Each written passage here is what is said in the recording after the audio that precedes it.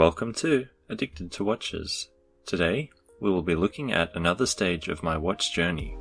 This is the watch I bought to scratch the itch, to test out the day-date form at a time when I still had no chance of getting the real deal.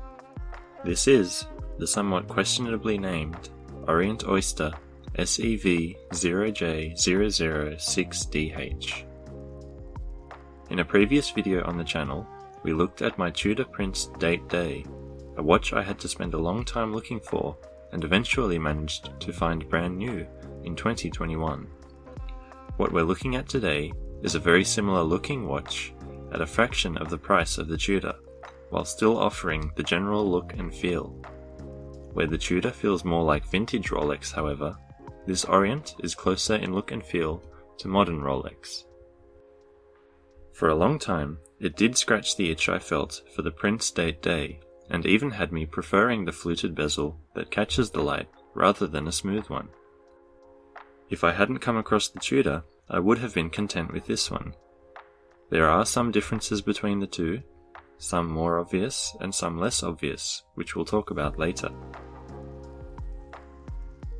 There was another model released by Orient called the Day-Date President, which is even closer to the original, and also happens to be much more sought after now, selling for some crazy prices.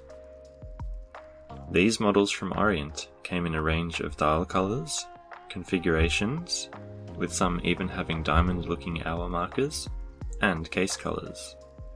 The Day-Date President also features a train track minute track, which looks very striking. Tracking down the original retail price of these is a little tricky, as is the case for many older Orient models, but from what I've seen it was around $340 US. When I purchased mine on the grey market, I managed to pay just about half that.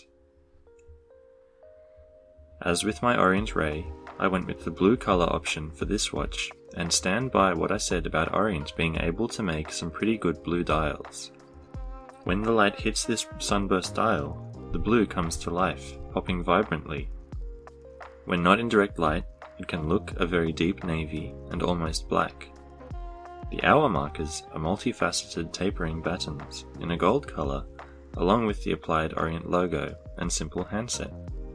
Outside of these are small dots of lume in a very similar layout to the Tudor. An interesting decision by Orient was to frame the day at 6 o'clock, but not the date at 3. The day is magnified by a cyclops on the crystal, but it doesn't do a very good job, still appearing quite small. The second hand completes the trio of primary colours on the dial by being bright red. Ordinarily, this combination would look a little jarring, but altogether, the Orient manages to make it work. Around the dial is the iconic fluted bezel. This has many different angles to catch and reflect the light, making it sparkle. At the time when I'd worn just this watch, I liked it, but having now worn the Tudor with the smooth bezel, I can say I'm glad I got that one. I do still like the fluted bezel, but the smooth one is much more versatile. Just like the Tudor, the case diameter of this watch is 36mm. Lug width is also the same at 20mm, which is a complaint I had about the Tudor, and so also have about this. A slim height of 11mm combined with a short lug-to-lug of 44 means that this watch wears very comfortably on wrist. As you would expect, the shape and finish of this case more or less follows that of the Tudor as well, with a brushed upper surface and polished sides to the case. It is that same oyster-style shape, with gently curving lugs angling down at the tips. An unsigned screw-down crown gives the watch 100 meters of water resistance. The crown is quite small, but still easy to use and operate. A fully polished caseback also screws onto the case and contains the usual spec list. If you watched my video on the Orient Ray, you'll see a pattern developing when we get to the bracelet. Once again, we have female end links, letting the bracelet conform to the wrist straight away when it leaves the case. This end link, however, is hollow and a little rattly. The bracelet itself is very nice and comfortable. It is similar to the Jubilee style, with 3 smaller polished links in between 2 larger brushed ones. links are solid and feel well made. As it leaves the case, it tapers from 20mm to about 17, which balances everything nicely. The polishing in the center matches well with the bezel. Unlike the Ray, I have not swapped out the pressed clasp for a milled one. There are two reasons for this. This clasp is quite thin and unobtrusive, and in addition to that, actually feels fairly solidly made, at least as much as a pressed clasp can feel that way. On the front of the clasp, you can see the Orient logo stamped. There is also a nice polished chamfer to the edge of the clasp. Something interesting to note is that while not particularly good, the lume on this watch is probably better than that on the Tudor. Now, let's get it on wrist and see how it wears. The 44mm lug-to-lug of the watch, combined with female end links, means it hugs the wrist nicely. The 36mm size is a very comfortable size for my 7-inch wrist, as slightly smaller watches are becoming popular again. I also have this grey suede strap that I like on this watch. It tapers from 20 to 16mm at the buckle, which helps to not look too wide on the watch.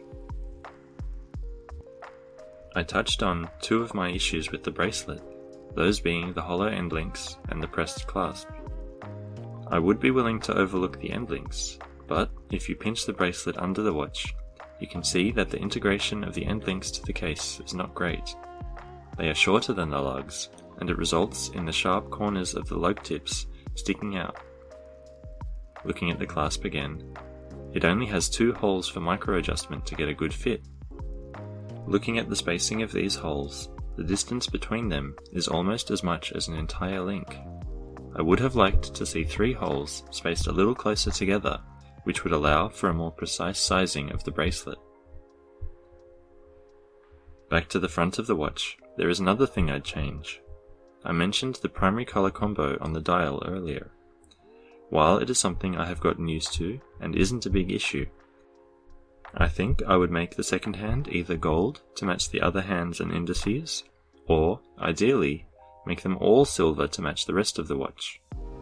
I can appreciate the contrast between the blue of the dial and the gold is nice, but there is no red at all anywhere else on the watch besides the second hand, so it's not as though Orient were trying to tie it in with another red color on the dial. Obviously, it is a budget watch, but I feel that the second hand makes the watch look a lot cheaper than it otherwise could, and it definitely looks more expensive than it actually is. One final complaint I have about this watch is the movement. Being a budget watch, it uses a budget movement. Orient movements are not as widely discussed as Seiko's, but the one that this would be equivalent to is the 7S26 movement used in Seiko 5 models. It neither hacks nor hand winds. It's a little inconvenient when getting the watch started and setting the time accurately, because you have to give it a few shakes to spin the rotor and wind the movement, rather than using the crown to do it manually. I mentioned at the beginning that this was more like modern Rolex, where the Tudor is more like vintage. I think a lot of that comes down to the bracelet. The Tudor has a very thin, flat bracelet, whereas the links on this Orient are semicircular and much chunkier by comparison. Though it has less character and charm than the Tudor, I probably do overall prefer the bracelet on this Orient. It just has a much more substantial feeling. As much as I've complained about these points of the watch, I do still really like it, and it definitely did scratch that itch for the day date for a long time. What do you think about this watch? Would you choose this over the Tudor and pocket the difference in price? Do you have any experience with other Orient watches? Let me know in the comments, and I'll see you next time.